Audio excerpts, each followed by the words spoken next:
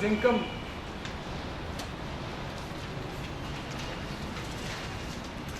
constant attack to their position and their security. So there is a constantness.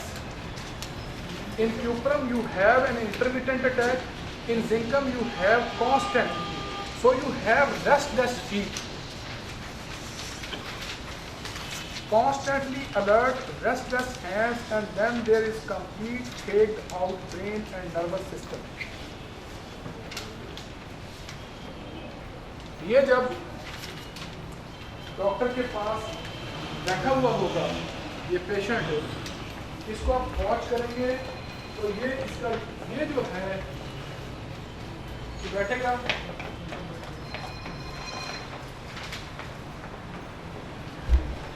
ये constantly motion में होगी और ये हो सकता है हाथों को भी ऐसे ऐसे कॉन्स्टेंटली ये कर मतलब हाथ और पैर इसके कॉन्स्टेंटली मूवमेंट में होगी। मतलब ये आपका ऑब्जर्वेशनल सिम्टम है, ये आप ऑब्जर्व करेंगे। और जब आप कोई चीज़ ऑब्जर्व कर रहे हो मरीज़ को बिल्कुल भी फील ना होने दें कि आप उसको ऑब्जर्व कर रहे हैं, वरना वो अलर्ट हो जाएगा।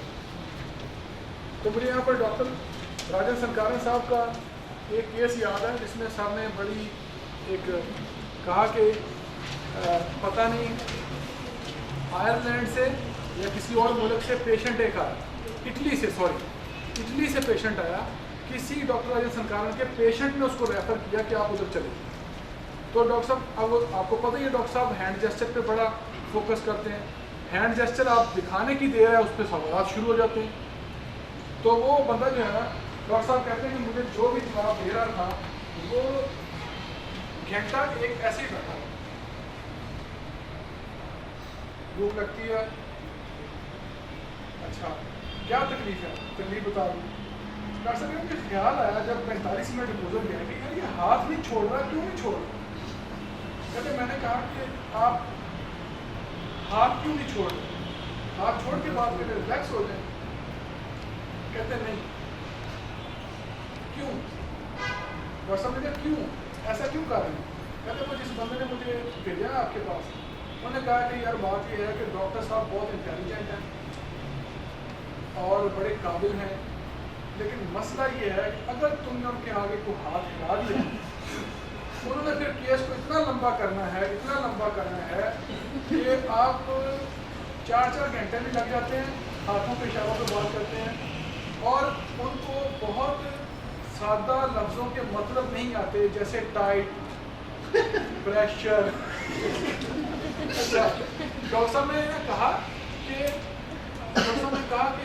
उसको फिर पूछा टाइट का मतलब क्या है। जब उन्होंने टाइट कह दिया तो उसने डिक्शनरी निकाली, उसने कहा ये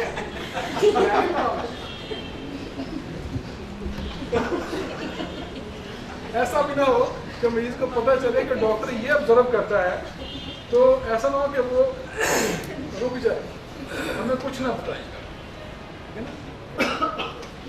उसको ऑब्जर्व इस तरह से करना है, उसको फील भी ना हो कि आप उसको क्या कर। ये ज़हन में रखनी है बात। अगर उसको आंखें गाड़ के देखेंगे तो वो परेशान हो जाएगा, कहेगा भाई ये कुछ। आप किसी को वैसे ही देख रहे ना, तजुर्बा कर लिया वैसे ही देखते रहे, वो पूछेगा क्यों देख रहे हो, तो आप फिर हंस पड़ेंगे। अगर बोलेगा कुछ लगा क्या है, क्यों हंस रहे हैं।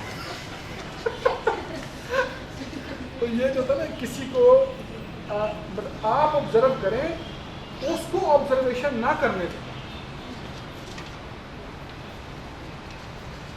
अगर आपने उसको भी ऑब्जर्वेशन पे लगा दिया तो फिर वो आपको ऑब्जर्व करेगा, आप उसको ऑब्जर्व करेंगे, फिर काम खराब हो जाएगा। और इसमें डॉक्टर साहब कहते हैं कि homeopath should be lazy, homeopath should be stupid. इसका हरगिज़ ये मतलब नहीं है कि आप बेवकूफ़ बन के क्रेडिट पे बैठे नहीं।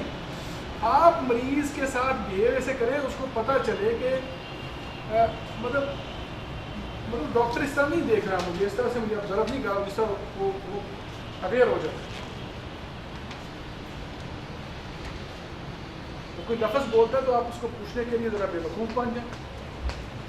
पता भी लग गया आपको, आप पूछते कि मुझे समझ नहीं आई इसका क्या मतलब है, इसका क्या मुझे समझ नहीं आई। जब आप कहेंगे मुझे समझ नहीं आई तो फिर वो आपको समझाएगा।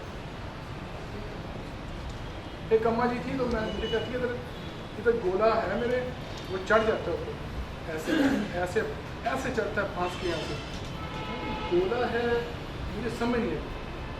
कहती देख हूँ मैं तेन दस ऐसे मेरे हाथ कभी हूँ देख मैं दस जिमें एक पाइप है मैं क्या और एक बॉल पा दियो, मैं क्या ठीक है, उसको आप गुजार रहे हो धक्का दे के वो ऊपर नहीं जा रही, हूँ लगी तेन समझ। अब उसने इमेज दे दिया था तो मैंने कहा ठीक है, मतलब उसके आगे जब आप उसको ये बता देंगे कि मुझे समझ नहीं लगी तो वो डेफिनेटली समझाने के लिए इमेज इस्तेमाल करेगा या हैंड जेस्चर इस्तेमाल करेगा। इसी तरफ तो लेके आना होता है। और संकारम कहते हैं कि उस वक्त तक का इंतजार करें जब तक पेशेंट नॉनसेंस लैंग्वेज बोलना नहीं शुरू कर देता। नॉनसेंस लैंग्वेज,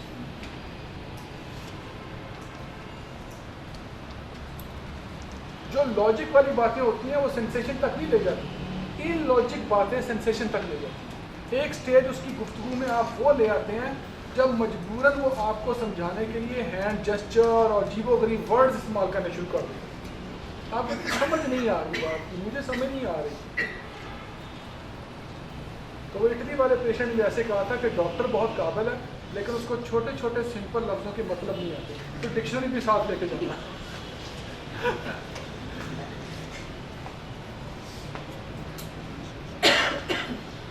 जिंक जो है एलोपैथी में भी और होम्यो में भी ब्रेन फैट और नर्वसनेस की जी बहुत अच्छी दवाई। और हमारे पास जो कंप्लेंट आती है इसकी वो नर्वस सिस्टम से रिलेटेड ही आती है, नर्वस सिस्टम से रिलेटेड ही आती है। तो ये आपकी इनकम हो गई।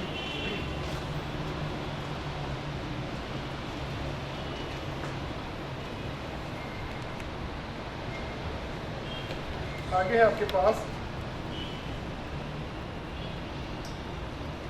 Gallium. The main feeling in gallium is that the threat to security is imminent and unavoidable.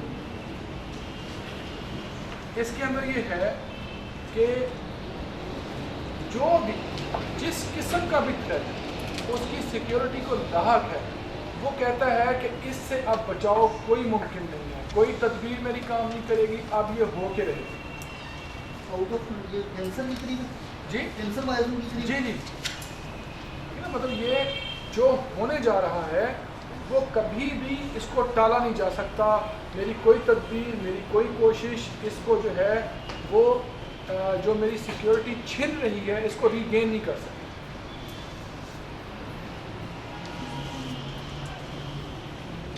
और इसके अंदर मैं आपको बता दूं कि जो ऐसे लोग कहते हैं कि इसको लिखा नहीं डाल सकते। हाँ ऐसे मुझे कहते हैं बस हो के रहेगा, अब ये हो के रहेगा, ये होना ही होना, ठीक है ना। अब राइट साइडेड ये दवाई है, मैं आपको बता दूँ इसकी जो एलिमेंट्स हैं वो राइट साइडेड होती हैं और इसमें जो फियर पाए जाते हैं वो फियर होते हैं फेलुअर के और अपोजिशन के। जो इसके अंदर फियर्स होते हैं कि उसको अपोज किया जाए या वो नाकाम हो जाएगा।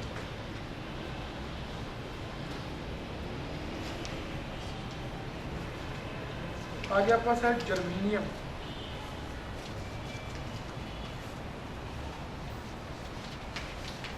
जर्मेनियम के बारे में एक मुझे इंफॉर्मेशन मिली थी कि चूँकि ये इसका जो इन्वेंट करने वाला था वो जर्मन का था, इसलिए इस एलिमेंट का नाम उन्होंने जर्मेनियम रखा। ये मतलब ये वेरीफाइड बात है, तो कोई ऐसे नहीं बता रहा कि जर्मेनियम का जो इन्वेंट करने वाला था श्याम भाई वो ऐसे ही वो जर्मनी का था, तो इसका नाम जो है इसीलिए जर्मेनियम जर्मनी से पड़ गया। तो इसमें ये वो लोग हैं जो लाइकोपोडियम की तरह रिस्पॉन्सिबिलिटी से दूर भागते हैं, इररिस्पॉन्सिबल, और इनके जितने भी मसाइल होते हैं वो इररिस्पॉन्सिबिलिटी की वजह से ख़राब हुए होते हैं। सिक्योरिटी के दायरा कार में रहते हुए जितने भी मसाइल इसके होते हैं वो इसके इररिस्पॉन्सिबल होने की वजह से ख़राब होते हैं, रिस्पॉन्सिबल नहीं, और रिस्पॉन्सिबिलिटी से दूर भागता है कि मुझे को काम दे ही कोई।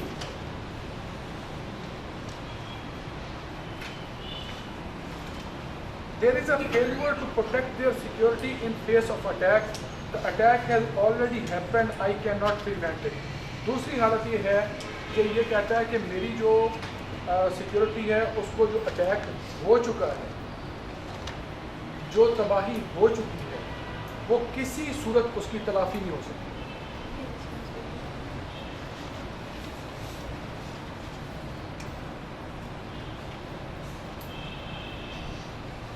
लेकिन गैलियम और जर्मीनियम में फ़र्क ये है कि गैलियम इररिस्पॉन्सिबल नहीं है।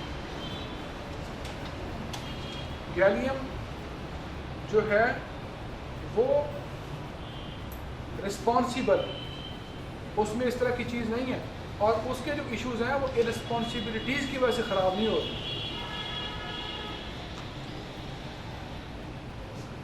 आगे हमारे पास है आर्सेनिक एल्बम। ये तो बड़ी हमें याद है दवाई, लेकिन हम तो इसको अक्सर ही पढ़ते हैं सारे ही। तो बहुत बेचैन दवाओं में इसका शुमार होता है, ठीक है। लेकिन ये जो मेथड है इसमें ये पढ़ाया गया है कि हेल्थ की जो एंजाइटी है, जो फियर ऑफ डिजीज़ है, वो आर्सेनिक में ज़्यादा है इस रोग के अंदर। एंजाइटी अबाउट हेल्थ आर्सेनिक में बहुत है।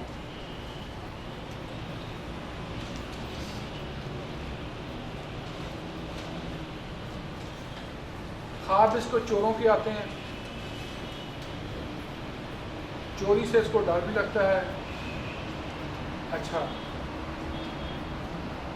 चूँकि ये जो रो है ये पूरी की पूरी मटेरियलिस्टिक रो है, इसकी तमाम बातें, इसकी तमाम ख्वाहिशें, इसकी तमाम तरजीहात मादा परस्ती की, दुनियावी हैं। They are the people of earth, इस ज़मीन के लोग होते हैं। तो आर्सेनिक के अंदर आप सबसे ज़्यादा फियर देखेंगे डिजीज़ का।